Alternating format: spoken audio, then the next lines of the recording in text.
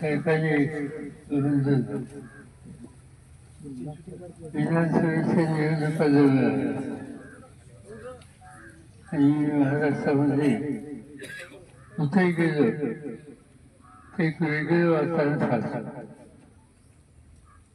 तेव्हा सगळ्यांना लोकसभेची निवडणूक आठवतात. देशामध्ये एक वेगळं चित्र होतं. देशाचे प्रधानमंत्री सगळीकडे जाऊन सांगत होते की 400च्या वर आमच्या जागा आहेत. आणि त्यामुळे सर्व देशामध्ये एक वेगळं वातावरण तयार झालं. अनेक राजकीय पक्षाचे नेते निवडणूक लढायला सुद्धा तयार झाले. पण आम्ही लोक महाराष्ट्रामध्ये हेरत होतो. मला महाराष्ट्राच्या जनतेचा सूर हा वेगळा हे जाणवत होता. नेते हे त्यांचा निर्णय घेऊ शकतात, पण सामान्य कार्यकर्ता जो काही निर्णय घेतो पण त्याची बांधिलकी मतदाराशी डायरेक्ट. त्यामुळे सामान्य कार्यकर्त्यांचं वत त्यांच्या भावना ह्या वेगळ्या होत्या असं माझा अनुभव. त्यामध्ये आपली निवडणुका झाली. आम्ही 3 पक्षांना एकत्र केलं. उद्धव ठाकरेंचा पक्ष, काँग्रेसचा पक्ष आणि आपला जयंत पाटील यांच्या नेतृत्वाचा राष्ट्रवादी काँग्रेस होता. आणि बसून आम्ही निकाल घेतले. माझ्या वाचण्यात करायला आलं, काही लोकांनी छापलं, हे लोक सगळे बसलेच खरे. आताचा होता रोजे इतके सुद्धा इथे लोक येणार नाही. पण आम्ही ठरवलं की नावे चर्चा करणार नाही, पण तरुण पिढी आणि सामान्य कार्यकर्ता याची सामान्य जनतेची नाळ तुटलेली आहे, ती काय आहे. आणि त्यामुळे कुणी काही म्हणलं तर यश आपल्याला नाही. जागा वाटून घेतली. 5 वर्षाच्या पूर्वी जी निवडणूक झाली होती त्यावर राष्ट्रवादीचे 4 लोक निवडून आले आणि काँग्रेसचा 1 निवडून. सर्व निवडणुकांचे फार, बाकी सगळे दुसरे लोकांचे लोक. ही निवडणूक त्यामुळे आणखी अवघड असं समज होता. पण माझी स्वतःची जी एक दृष्टी आहे महाराष्ट्रावर, तिथं मला वेगळं चित्र दिसत. आणि जागा वाटून घेतल्या. आणि जागा वाटून घेतल्याच्या नंतर तुम्ही बघितलं, तुम्ही सगळ्यांनी कष्ट केली. आणि तुमच्या कष्टाने जिथं 1 जागा काँग्रेसची होती आणि राष्ट्रवादीच्या 4 होत्या, तिथं 31 जागा आपल्याला निवडून आल्या. फक्त 10 जागा निवडल्या, तसे 8 निवडल्या. आणि त्याची तुम्ही एक निवडून आली, ही बारामती लोकसभा. लोकांचं मत कार्यकर्त्यांच्या विचाराशी सहमत होणार. आणि नेते जे होते ते आणि जनता यांच्यात अंतर होता. आणि तसा निकाल कालच्या निवडणुकीमध्ये आपल्याला बघायला मिळाला. बारामतीची निवडणूक तिच्याकरता देशाच्या घेतलं. प्रधानमंत्र्यांच्या पासून सगळी निवडणुकीची चर्चा करत असतील तेवढे सगळे मंत्री त्यांचे सरकारी यांनी बारामतीला भेटी दिल्या. मोठ्या लोकांनी भाषणं केली. आणि काही झालं की ही जागा मी देखणार अशी भावना ही चर्चा काही केली. पण त्यांची काही भावना असली तर तुमच्यासारख्या लोकांची, कार्यकर्त्यांची, लोकांची बांधिलकी जी आहे तिचा फरक कोणी करू शकत नव्हता. आणि तोच निकाल तुम्ही लोकांनी कालच्या निवडणुकीमध्ये हा वर्षा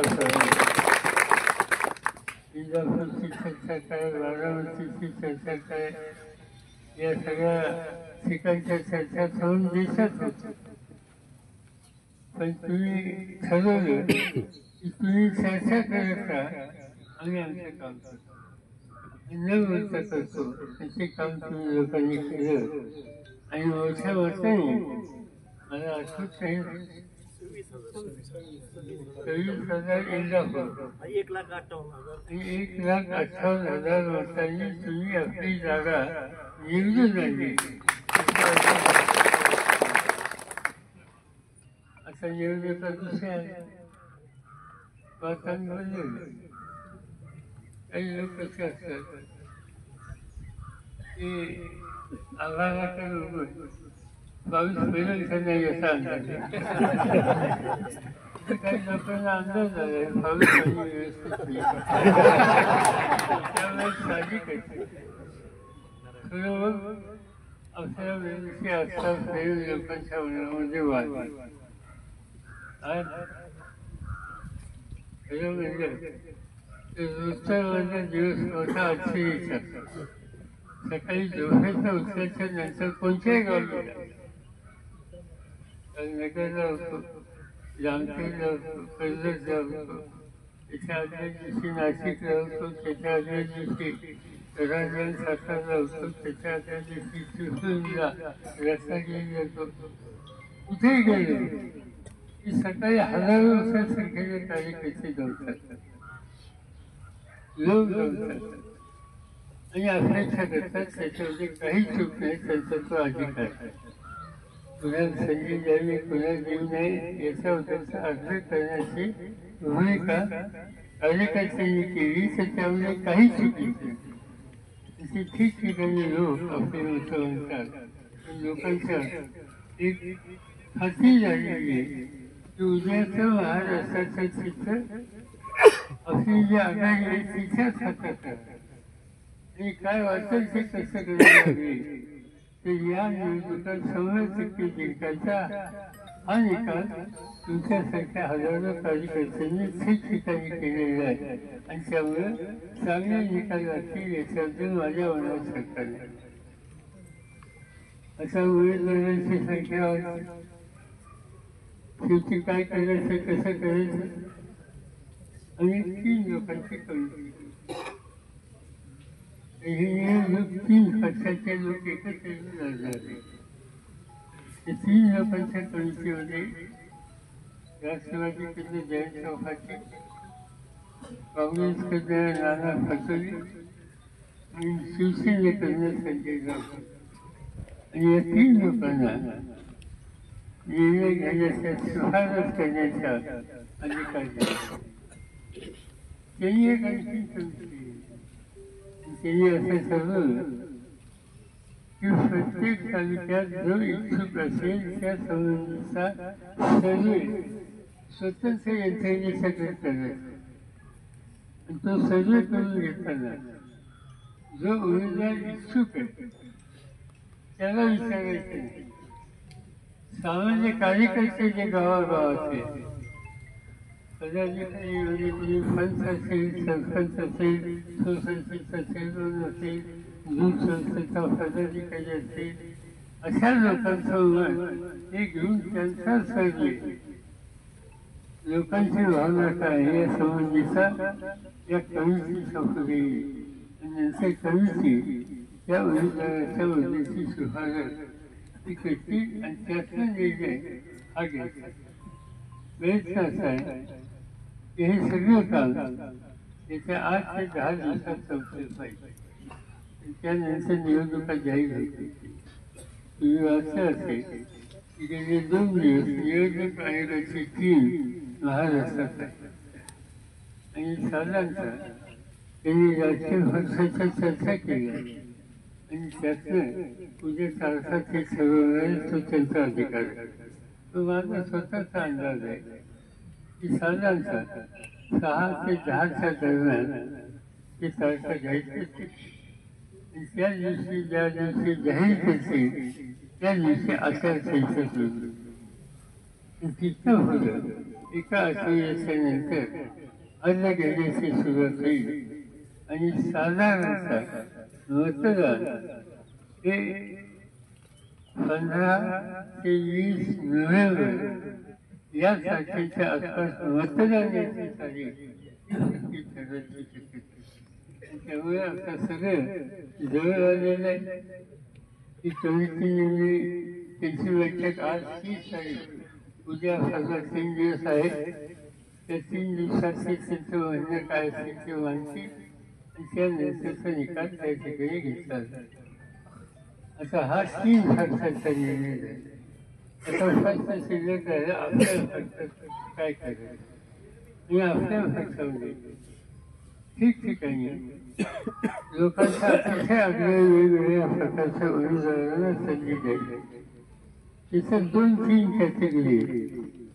काही लोक असे आहेत की ज्यांनी कालच्या निवडणुकीमध्ये अतिशय मेहनत खर्चाच्या साठी असा एक दुसरा एक असा आहे की त्यांनी खर्चासाठी काम केलं पण नंतर दबाव आला आणि त्याच्यामुळे जरा इकडे तिकडे काही वेगवेगळी झाली आणि काही लोकांनी सरळ विरोध केला.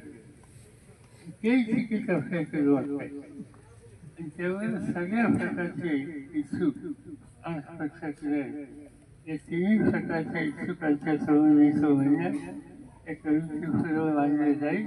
त्या संबंधीचा निकाल ते घेतील. ही आपली घरातली पक्षाची भूमिका त्याच्यामध्ये घालणार. आमच्या जिल्ह्यामध्ये यावेळेला उमेदवारांची संख्या फार आहे. हा एकदम संख्या वाढली तिथं परत जायची गरज नाही तुम्हाला माहिती. आणि त्यामुळे आता संख्या वाढली त्याचा फायदा दोन झाले. एक, लोकांच्या चर्चा सुरू झाली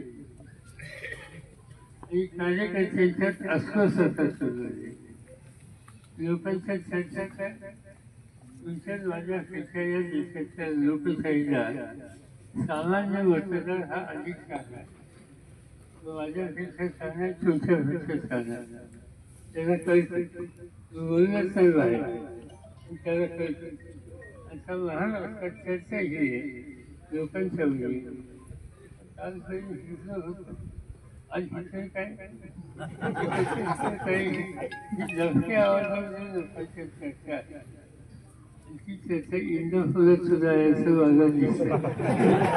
त्यामुळे ही लक्षी आवाजाची चर्चा कार्यकर्त्यांना अस्वस्थ करणारी चर्चा जी आहे त्याची नोंद नेते लोकांना घ्यावी लागेल आणि त्यातून निर्णय घ्यावा लागेल. मी तुम्हाला एवढंच सांगतो जो काही निर्णय घेतला जाईल तो विचार संघटनेचे जिल्ह्याचे तालुक्याचे अध्यक्ष त्यानंतरचे बाकीचे पदाधिकारी त्यांना विश्वासात घेऊन त्याचा निर्णय घेतला जाईल. निवडून येण्याची क्षमता त्याच्यात सुद्धा केली जाणार नाही. माझं स्वतःच जे असेल निवडून येण्याच्या क्षमतेची संख्येची स्थिती इंदापूर तालुक्यात वेळीच नाही असं मला वाटतं. इंदापूरची जनता किंवा लोकांसाठी आहे. कार्यकर्त्यांचा तर सन्मानशील आणि इंदापूर या तुमच्या प्रतिनिधी तुमचं काम करण्याच्यासाठी महाराष्ट्राच्या विधानसभेमध्ये आहे. ही शिस्त या ठिकाणी घडेल हे माझ्या मनात शंका नाही. आणखी एक गोष्ट तुम्हाला सांगतो तुम्ही लक्षात घेतलं पाहिजे. थोडं झाले काय आता संस्कृती जिल्ह्यात जागा दुसऱ्या तालुक्यातले कार्यकर्ते होते की जागा आम्हाला पाहिजे. सगळ्या जागा आम्हाला पाहिजे. बाकी काही ठिकाणी जागा एका दिवशी जागा शिवसेनेची सुद्धा सोडवली. जागा पुणे जिल्ह्यात काही 16-18 जे आहे 18 तुम्ही 10 घ्या 18 घ्या 12 घ्या बाकीचे काय करतात. पण ठिकठिकाणी जातो सगळे चालते तिथं आपल्याच दुसरं कोणाचं येतच नाही म्हणून सांगतात आणि आपल्याच निवडून येतं म्हणजे आपल्याच सगळ्या जागा आहेत. आघाडी म्हणण्याच्या नंतर ती भूमिका घेऊन चालत नाही. तिथे तरतूद करायला लागेल. काही जागा शोधायची आणि ज्यांच्यासाठी जागा शोधल्या त्यांच्यासाठी कामही करावं लागेल. नुसत्या शोधायचं नाही तर निवडून आणायची. काही लागेल तर उद्या चला महाराष्ट्राचं राज्य हे आणायचं म्हणजे आणायचं आणि स्वतःची ही भूमिका घेऊन आम्ही कामाला लागलेलो. फार चिंता करत बसू नका असं तुम्ही मला मान्यदारांना सांगितले की बाहेर इतके लोक आहेत. इंदापूर तालुक्यात काय गाडी वेगळी शिल्लक आहे का नाही? एवढ्या मोठ्या सेकंड तुम्ही या ठिकाणी आला आणि त्याचं कारण कालच्या निवडणुकीत तुम्ही जे कष्ट केले त्यामुळे तुमचा अधिकार पुढे सुद्धा काय करावं या संबंधीचं नेत्यांना सांगायचं. त्या पायी तुम्ही सांगा. तुम्हा सगळ्यांचं मी मनापासून स्वागत करतो. या संबंधी आपली कमिटी आज उद्या ठरवली आणि त्याची चर्चा करून योग्य निर्णय घेतली. माझ्या माहितीप्रमाणे जैन समाजातील पक्षाचे अध्यक्ष त्यांनी तुम्हा लोकांची विचार निर्णय केला. काही लोकांची चर्चा केली आणि ते निर्णय योग्यच होती. सीट निवडून आणायची आमदार राष्ट्रवादीचा हा निकाल तुम्ही घेऊन कामाला लागा एवढंच सांगतो. सुद्धा कामाला द्यायला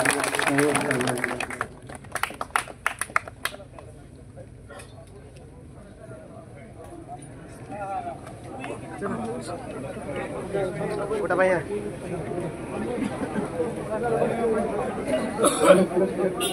इंदापूर तालुक्यातून आलेल्या सर्व